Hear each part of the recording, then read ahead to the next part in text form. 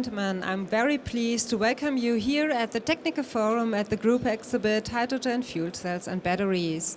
Every half an hour here will take place informative and interesting presentation. So come in, join with me the next presentation dealing with the topic Reforming of Natural Fuels to Hydrogen. On demand, no storage required. And your presenter is the CEO of Adventure, Dr. Dara Grigorova. Give her a big hand. Thank you.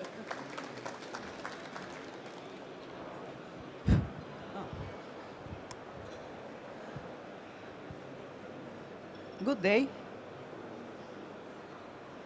The topic of my talk, of course, is hydrogen. In a place like this, you can talk only about hydrogen. Can you hear me now? It's better. Thank you. But first, I would like to have a slight introduction to the company from which we are coming. Adventure is a newly formed company from Bulgaria, situated in Sofia. The main manufacturer of catalysts for environmental protection. Those are catalysts for abatement of pollutions coming from the exhaust emissions, also for reforming of natural fuels to hydrogen. Adventure also had two patented models and designs for reformers of natural fuels and alcohols, for fueling internal combustion engines and also for fueling fuel cells after purification, of course, of the hydrogen fuel. So it's the other way around. The products of the companies are, like I mentioned, catalysts for emission control, catalysts for reforming of diesel, gasoline, natural gas, methanol, ethanol, catalysts for purification of the hydrogen fuel from CO impurities, and also the products of the companies are the generators for producing hydrogen after the reforming process of the so mentioned fuels: gasoline, diesel, natural gas, and methanol.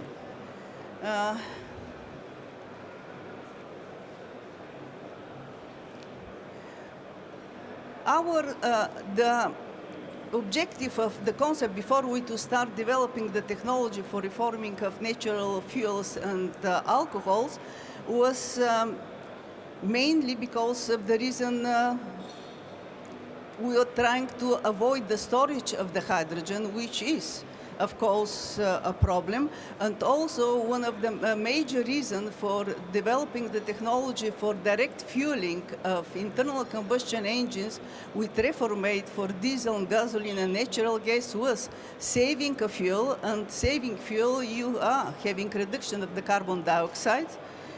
So we have economical and environmental benefits of this product, this technology. Of course, was taken in consideration the intrinsic efficiency or heat of the different fuels, but also the carbon print of each one of those fuels. As you know, the more gasoline or diesel have the higher carbon print, and that means higher CO2 emissions, when methanol and natural gas, of course, have the lower carbon print, so the carbon dioxide, which is coming from reforming of such a process or use, is going to be much less. But what is important is to look not the intrinsic efficiency or heat efficiency of the fuel, but the energy which is released during the combustion or burning air to fuel mix. And hydrogen, of course, besides it doesn't have any carbon print, the nature of the hydrogen is such, it's had the higher heat energy, 2.5, nearly 3 times higher than the gasoline or diesel, 3.3 times higher than the natural gas or the methanol. And this is making sense why we need to convert the natural fuels to hydrogen, so we are gaining more efficiency for a smaller volume or usage of the fuel. The second reason, or the other point which we were taking in developing those technologies, was exactly to avoid what my colleague before this was talking, storaging of the hydrogen, the lack of hydrogen fueling systems in the world, the problem with storaging of hydrogen, which are, of course, high pressure, they're a safety issue, and also a problem with the storage. Like was said before, there are places where you can store those huge caves from salt mines, but that is not something that you can do everywhere. Based on those things, the company has developed the two technology for reforming of natural fuels and alcohol to hydrogen. The efficiency, and it's very highly efficient technology, the efficiency of the technology is based on the specific and novel composition of our catalysts for reforming. When I'm saying novel, they are really novel because they are completely different from what the catalysts for reforming are used. They are nanoparticles, they are based on precious metals and base metal combination, no platinum in the catalyst, which is expensive and have other disadvantages. No alumina in our catalyst, so actually every component in the catalyst had its own catalytic efficiency and plays a role in the process. And this is the key why our catalysts are so highly effective. As you can see from the slide here, we have 100% actually conversion. Gasoline, the reforming is starting from 530, is going by 630 is complete conversion. The same is with the diesel. As you can see here, we have actually high concentration from what is expected the theoretical value. This is because the process of the reforming is such that we're generating additional hydrogen from the steam, which is part of the process. Actually, our process is not steam reforming, it's oxy-steam reforming, which I'll cover later when we're coming to the actual models of the system. The company also manufactures proprietary catalysts for purification of the hydrogen fuel down to less than 15 ppm when it's used for fueling a fuel cell. The catalyst, again, is gold-based.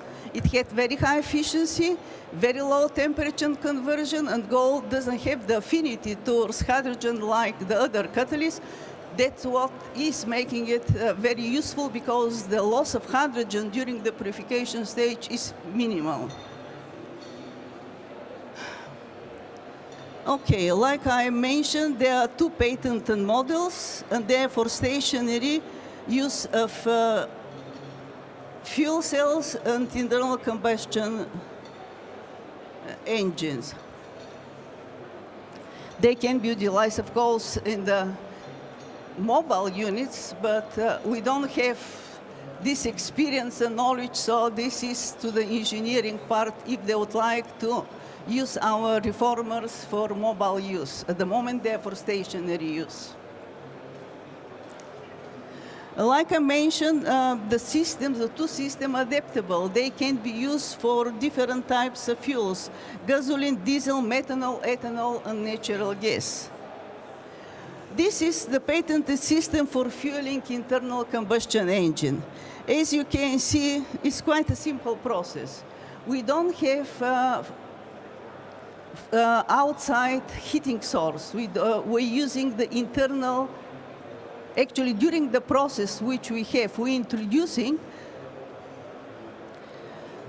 the gasoline is coming straight from the tank, gasoline tank. It is injected and is sprayed into the reformer chamber. With a spark plug, we are igniting the gasoline. Of course, air is also introduced there.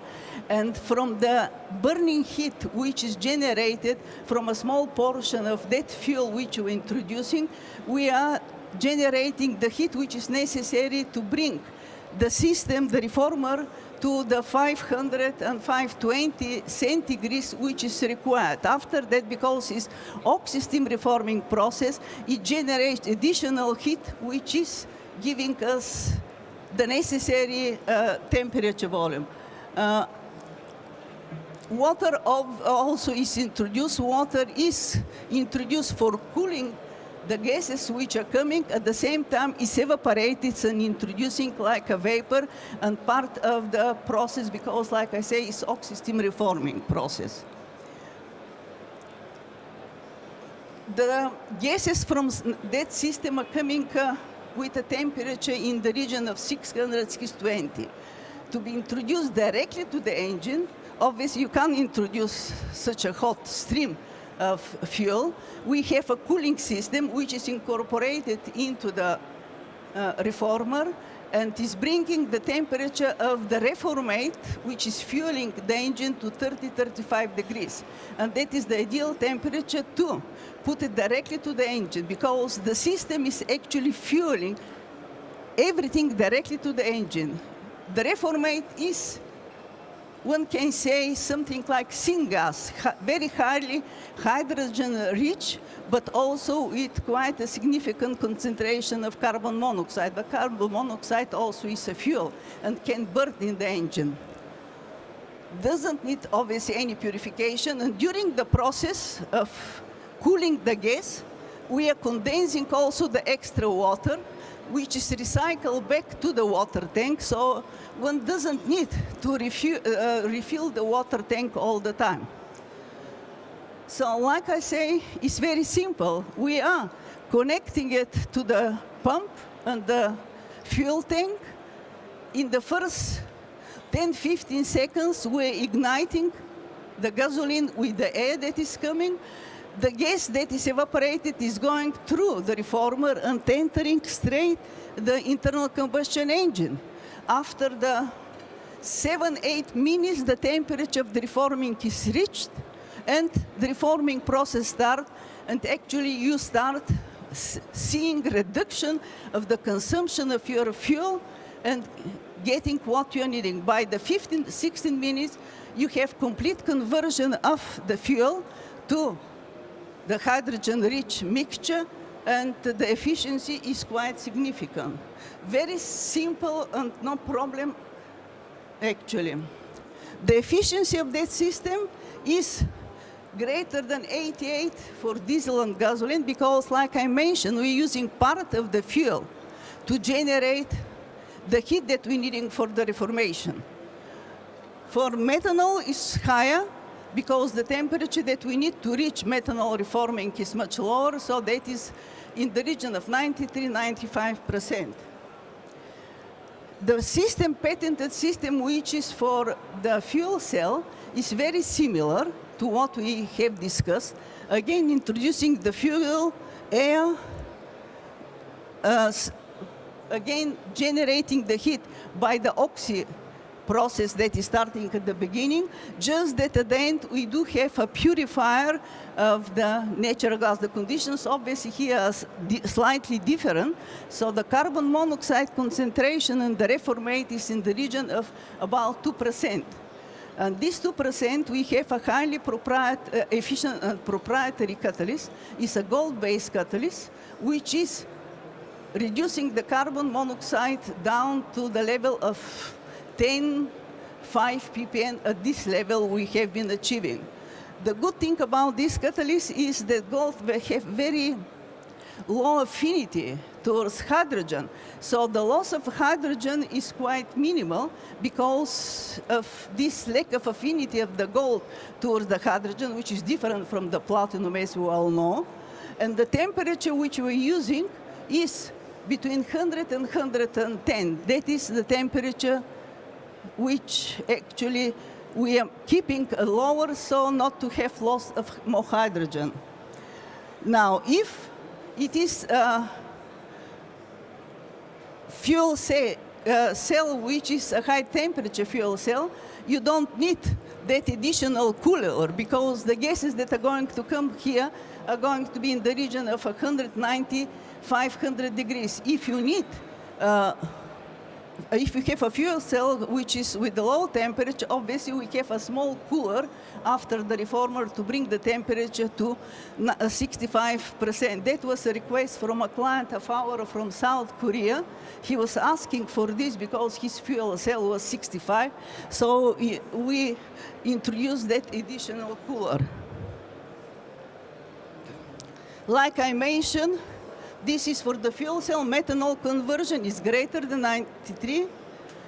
Reduction of the CO is less than 15 ppm. Those are our testing facilities at which we have been working with our reformers at the site. And we have been using this. The data that is shown here is obtained from these testing facilities with the different fuels. As you can see, gasoline, the theoretical which we're supposed to have putting the certain amount is much higher. This is because of the hydrogen generated from the water vapor, because the catalyst had this ability at certain condition and certain temperature to generate extra hydrogen from the gasoline. Now, we have several systems for reforming for direct fueling of internal combustion engine. The one that I'm going to give you there and which we have been testing now, he said 12 months, but actually this is 15 months. We have been testing this system, fueling directly a Nissan 1.2 engine without any changing of the engine. And for this duration, we have been recording up to 20%, 21% of fuel saving, reduction of carbon dioxide accordingly from 26 to 30%. What was the very impressive thing is that actually from the reformate, there is no nitrogen oxides coming out whatsoever. This less than 5 ppm, sometimes you can see because we have attached next to the testing system gas analyzer, so we're measuring every moment what is coming out from the exhaust. This is without the exhaust catalyst.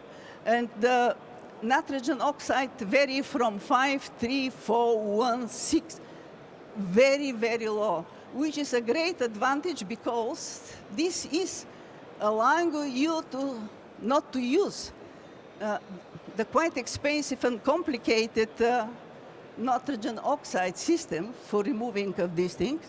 The reduction actually of CO is also less than 15%. Normally the emissions from this engine were in the region of 0.9, 0.91% of CO. So everything is significantly reduced. Like I say, we haven't done anything to the engine. That was an engine that we bought, put there, no changes. There was no problems. After all this period, the engine is still running. You're welcome to come and I'll show you how it's working. There is still working the same engine now for 16th month is going with the gasoline. We're using it also for diesel to put the diesel, but for diesel is slightly different story because of the running diesel engine. I don't want now to go into this. It's a little bit more complicated. Like I say, here is the comparison of the emissions which I was telling you. This was measured in the gas analyzer, what is coming when the engine is fueled with the gasoline.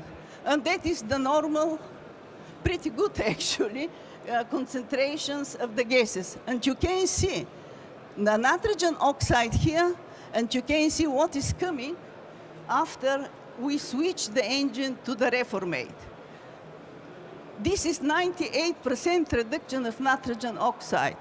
This is 85% reduction of carbon monoxide. Here we're talking of 55% reduction of hydrocarbons. So when you're using such a reforming system, you need a very simple, of course, our catalyst for purification of the emissions, only for the CO and the hydrocarbons. Reduction here of the carbon dioxide is in the region of 26-27%. Here again is a comparison between the fuel consumption and the revolutions which we're measuring with the engine. And you can see the blue line is the gasoline, the red line is the reformate, and that is showing clearly straight the advantages of this. Like I said at the beginning, we do have hydrogen generating system. This is for the gasoline. The fuel consumption for 5 kilowatt is 1 liter per hour. 10 kilowatt is 1.5, 2 to 2.5 liter. The sizes are given here. 180, that is around. You can see it actually, if you wish, you can come to our site, you can see we have this generator put here.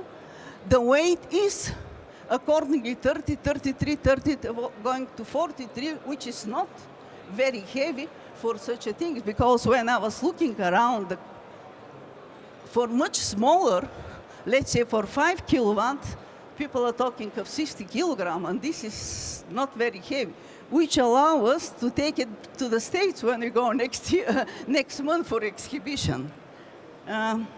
This is our series for methanol reforming.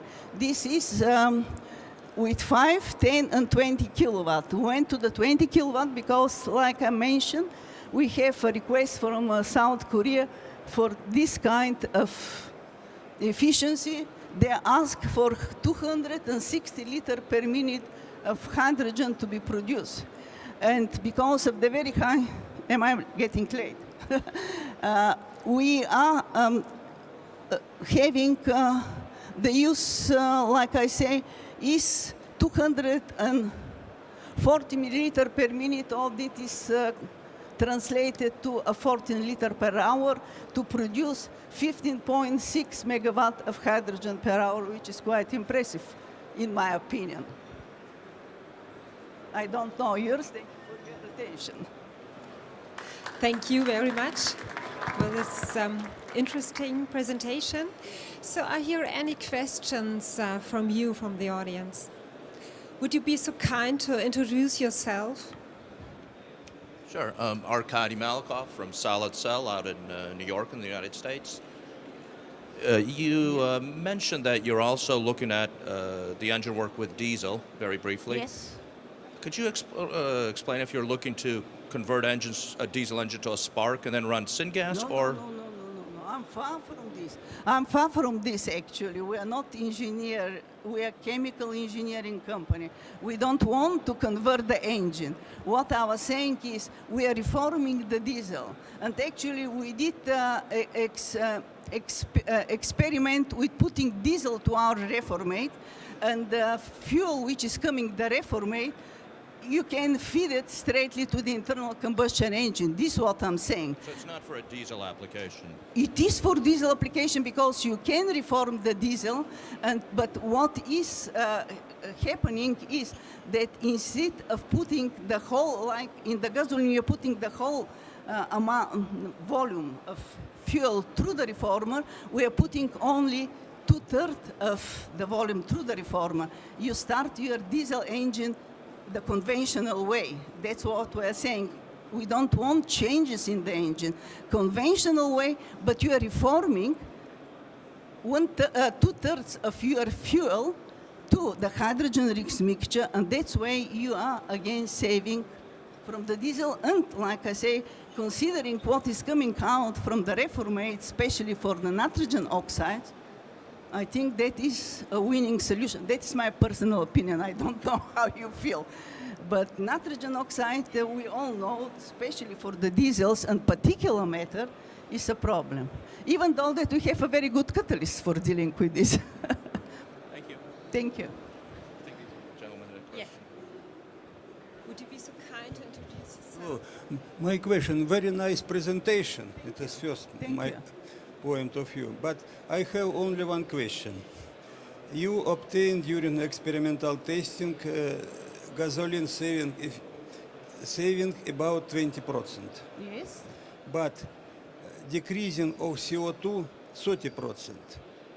No, I say up. What is the 10? I say up to, because it is varying. You see, we are having actually 20 is from 20 up. We are having saving of the fuel up to 26%, depending how the test is running, the type of the fuel that we're using. We're using actually fuel from the petrol station. It's not any fancy thing. We're going to the petrol station, we're buying our fuel from there, we are feeding it. The same is with methanol. It is not chemical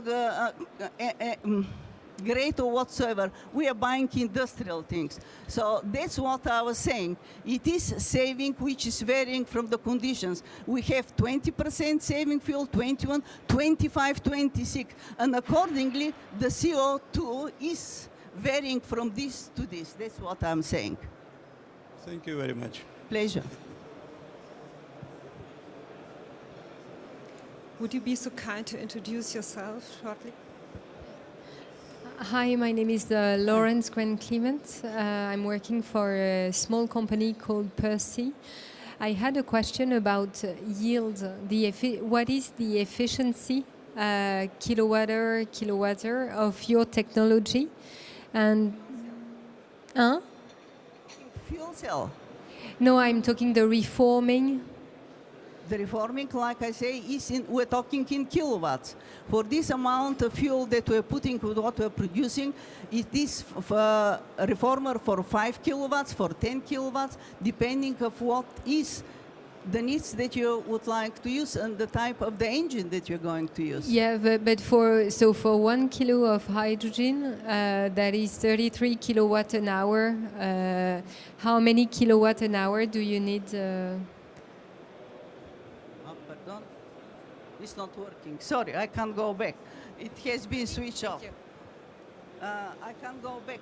I was going to show, I can't go back. So I couldn't understand exactly what you're saying. Is for 5 kilowatts, if we're talking of diesel, I told you it's 1 liter of fuel that we're using per hour to reach such 5 kilowatt energy. When you're talking of methanol, we're using for 5 kilowatts, 3.6 liter of methanol per hour to get the required hydrogen concentration, which is fueling the 5 kilowatt fuel cell. Okay. Thank you, but we are at the end of our time. talk Yeah, after that, maybe you if you can like, yeah. discuss the You're most problem. welcome to come and we can talk. Yeah. Thank you very much. Thank you. So all of you are really invited to come to your booth. It's C74. And then you can tell and ask questions and discuss everything. Thank you very much for being here. So we have a short break and we will continue our program with the next presentation with the topic My Home is My Power Station, Benefit of Photovoltaics and Battery Storage to Owner and Grid. Thank you for staying.